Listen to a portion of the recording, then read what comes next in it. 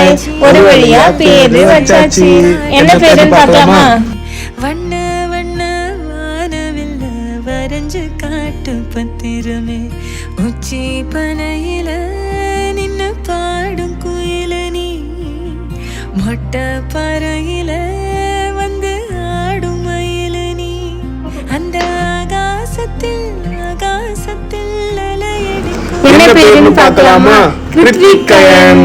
பேர் எப்படி இருக்குன்னு கமெண்ட்ல சொல்லுங்க.